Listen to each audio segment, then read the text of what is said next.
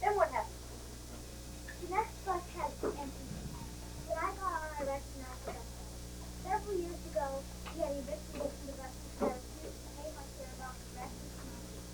You were evicted from the bus because you paid your fare and walked to your seat? Yes, in New York City.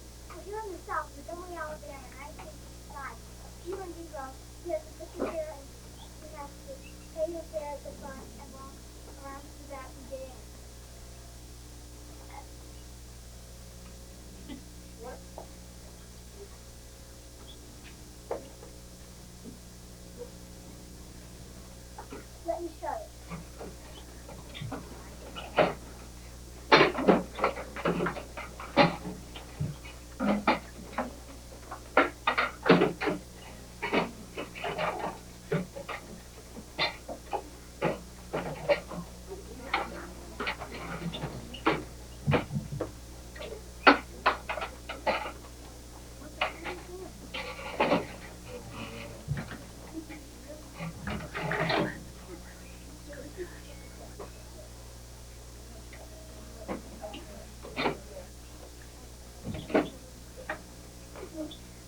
Scoot the bus forward, please.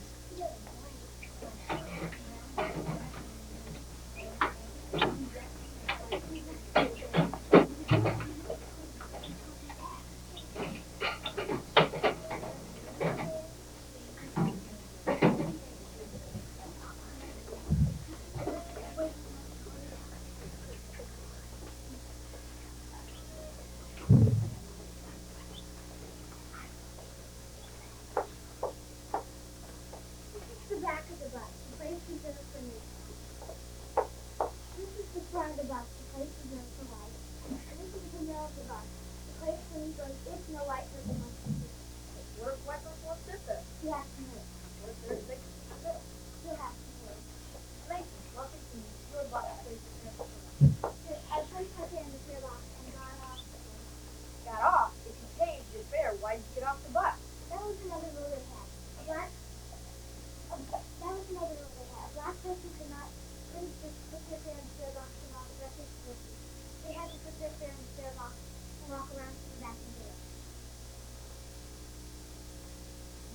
Were you evicted the other time for that?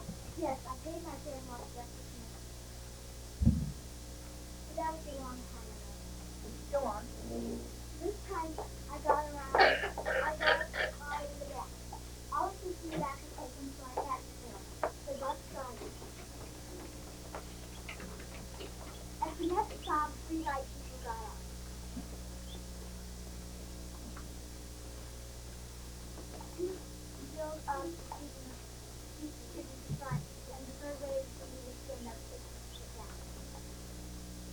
We need to sit more in the empty seat.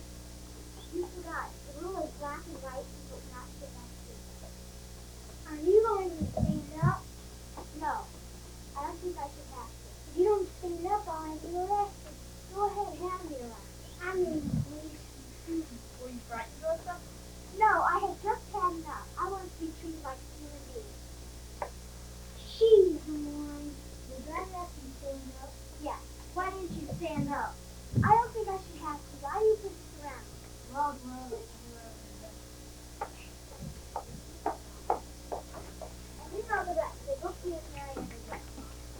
I will be happy to send you. As far as I'm concerned, yours is a just cause. The trial will be good. Jailer, I'm leaving now.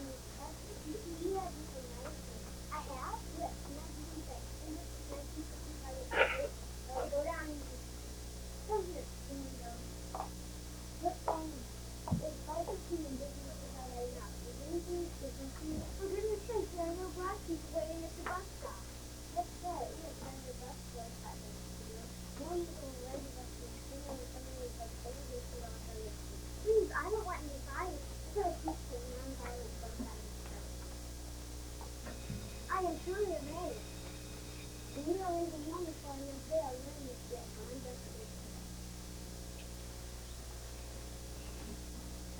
Those parts the Gail has gifted Matt. Therefore, come on, let's get put it on our next meeting. Like that. That's just for you better and future. And then we get back to that and you know, maybe we'll see what we can get now. No, sir. I don't think it'll be long before the name Martin Luther King Jr. stands still. Today they had voting the girl, but I think that's true. At least they'll listen. We shall overcome. We shall overcome. We shall overcome someday. Deep in my heart, I believe we shall overcome someday.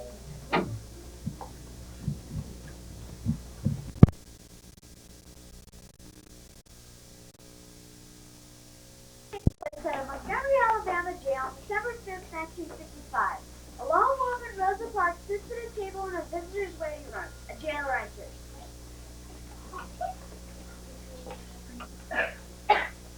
Rosa Parks? Yeah. Yes, please. Mrs. Parks, I've been asked to take your deposition for the trial. Thank goodness. Now sit down and tell me exactly what happened. Well, I had been working during the day at the fair department store. I was waiting at the bus stop.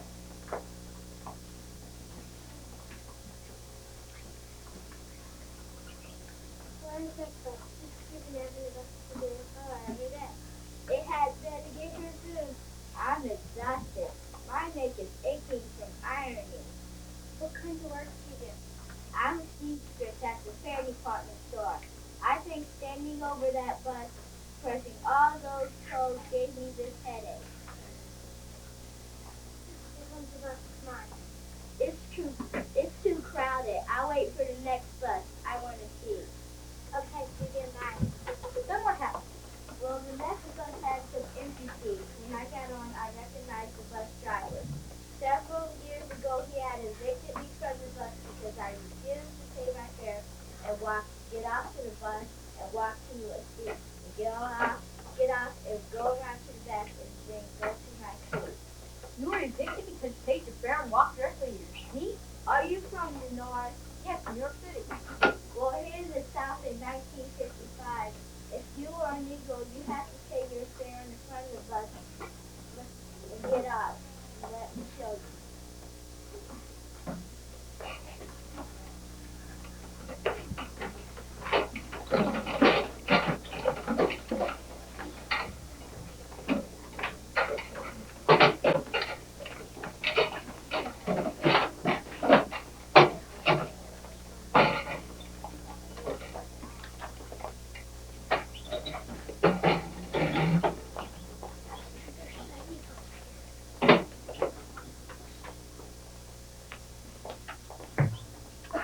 Here's the back of the bus, the place we serve for Negroes.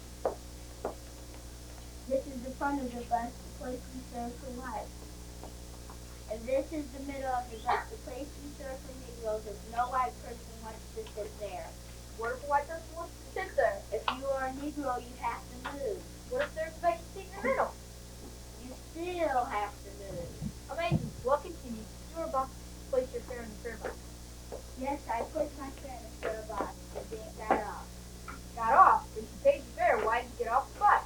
That was another rule they had. A black person could not just pay their fare and walk directly to the seat. They had to get off and go around to the back and then get in. When I got on, I recognized the bus driver. Several years ago, he had evicted me from the bus because I refused to pay my fare in the front of the bus and then get off and go around to the back. And sometimes when he got around to the back, the bus just started the bus and left me behind. Were you evicted from the bus the other time for that? Yes, I paid my fare and walked directly to my seat, but that was a long time ago. Go on. Well, this time I got on in the back. All the seats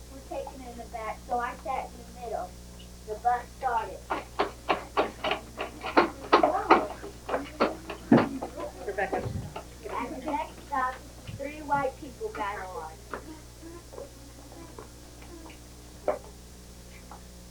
Oh.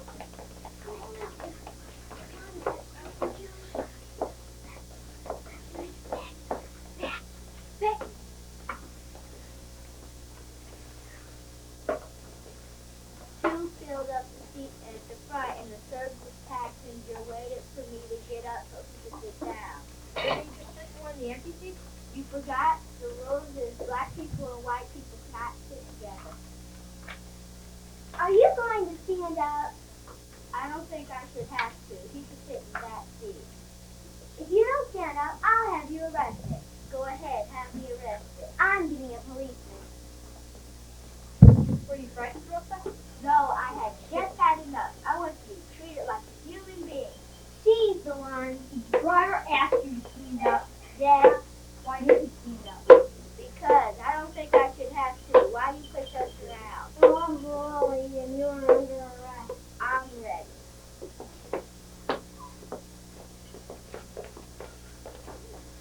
And you know the rest. They put me and here I am in jail. I will be happy to fix it. As far as I'm concerned, yours was just a cause. The trial will be soon. Jailer, I'm leaving now.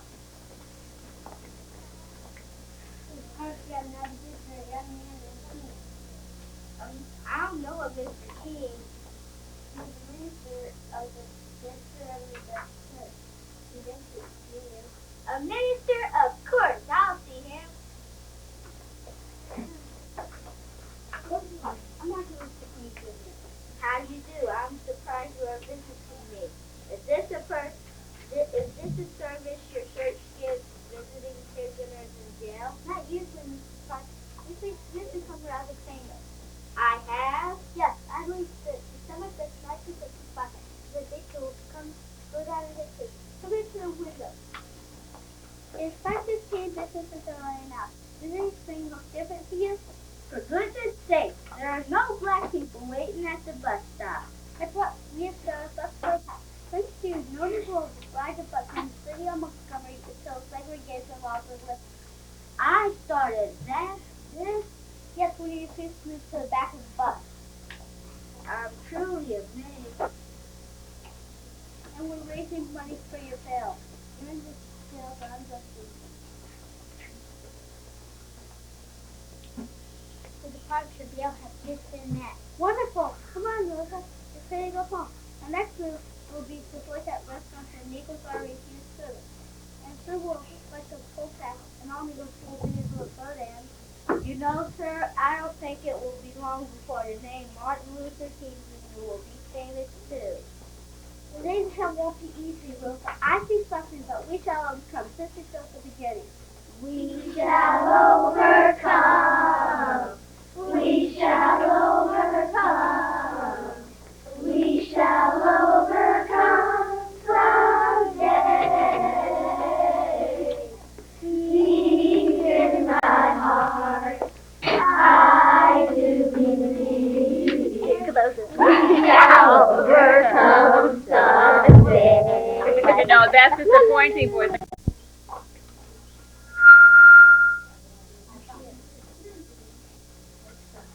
We are now going to do a narrative of the life of Rosa Parks. Rosa Parks had worked hard all day at the department store where she was employed as a seamstress. She was tired and her children's age. So when the bus driver told Mrs. Parks, a black woman, she must give a free seat to a white passenger, Mrs. Parks was simply dangerous. Mrs. Parks said no. It was December 1st, 1955, Miss Parks was riding a bus in Montgomery, Alabama. Like many other cities in South Montgomery, had special attention rules for black people. Black people had to drink from separate water fountains and use from separate lunch counters. When black people rode on buses, the bus driver sometimes made them pay at the part, then climb out and answer again at the rear. If the front section of the bus was up, black people sometimes had to give up their seats in the back to white riders. But Mrs. Parks was not even there. The bus driver stood at home. Then he left the bus and got there to a police officer. The police officer arrested her and took off to the police jail. Then Mrs. Parks began to say, night when you think about watching the Mrs. Parks said when she was a little girl that Montgomery Road to Blacksburg Road. When she married Raymond Parks, she and her husband joined the National Association for the Advance of Colored People, NAACP, the organization that was working to change those rules. Mrs. Parks had worked for 12 years running the office headquarters of the Montgomery branch. One of the ways you can reach change is for people to vote for changes. So Mrs. Parks had also joined the Montgomery Voters League, which helped black people pass tests they had to take to become voters. At the famous press speeches to give up her speech, she was speaking about the organization to foster a deciding of a form of justice against the unfair rules. Miss Parks then noticed the struggle which she didn't know the refusal was part of revolution. Within a few hours, friends had arranged for Mrs. Parks to leave jail by paying $100 in bond money and promising that she would show up for a trial. The next night, black leaders and some whites met to discuss what had happened. They came up with a plan to show the city how the black people felt. On Sunday, ministers in black churches also in Montgomery told their congregations about Rosa Parks. Don't ride the buses on Monday. The ministers are youth. Angry for Miss Parks. Angry for themselves and for their children. The black people agreed to stay off the bus. Most of the passengers who used the Montgomery City lines were black. So on Monday, the buses were almost empty. Black people found other ways to jobs and school.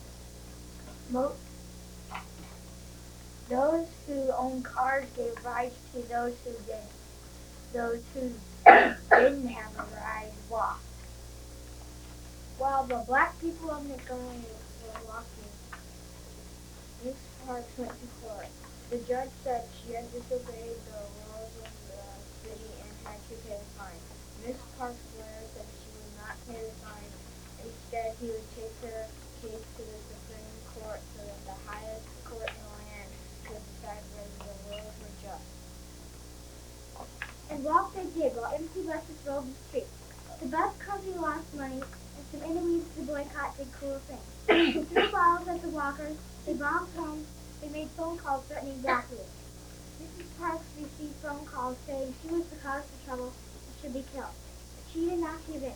Neither did thousands of people who walked in the streets of Montgomery through the spring, summer, and into the fall. Meanwhile, Mrs. Parks' lawyer had succeeded in bringing her case to the Supreme Court. After careful deliberation in November, the Supreme Court ruled that separating white people from black people on the city buses was against the Constitution of the United States. For the first time, blacks could sit wherever they wished.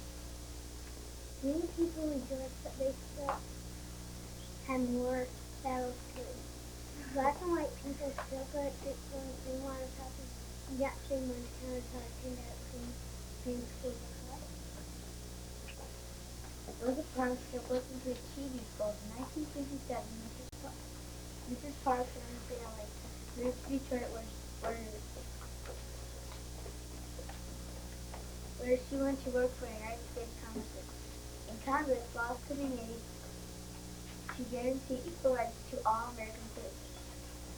Many people, both black and white, believe in this goal and they have struggled along with Rosa Parks. Their struggle is called the modern civil rights movement, and Rosa Parks has been called the mother of that movement. We will now introduce ourselves. Steve Martin. Kristen Linda. Scott Shovlin. Rebecca Davis. Kenny Green, Chris Talbot, Amanda Sears, Margaret Willenbach, Andrea Taylor, Jimmy Hutt.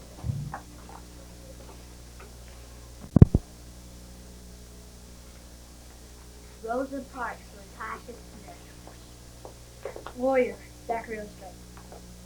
Jailer, Angela Page. Jailer, Danny Hutt. Woman, Diana. First policeman, Kenny Foster. Second policeman, Ancient News. Bus driver, Marco Willenbach. Bus driver, Bus rider, Chris Talbot. Try to sit in the middle so we can see you. Bus rider, Chris Talbot. Bus rider, Kenny Hutt. Bus rider,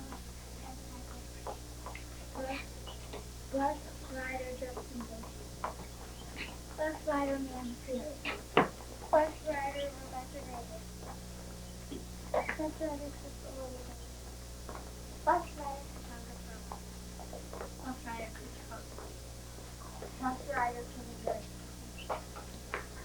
Martin Luther King Jr., Rick Smith. Introducer, Scott Sheldon. You just heard were cast 1. We will now have introductions of cast 2 of Rosa Parks. Rosa Parks, Amanda Sears. Warrior, Zachary Ostrich. Jailer, Angel Alexander. Jailer, Danny Hutt. Elena Matt. First policeman, Chris Crawford. Second policeman, P. Ireland. Bus driver, Eric Lindero. Bus rider, Christine Lindner. Bus driver, Crystal Lindner. Bus rider, Queen Martin. Bus rider, Jeremy Franklin. Bus rider, Marco Willenbach. Bus rider, Father. Bus rider, Danny Sheehan. Bus rider, Rick Smith. Bus rider, Chris Talbot. Bus rider, Smith. Bus rider, Kenny Green. That's because Martin Luther King Jr. David Ward. Narrator.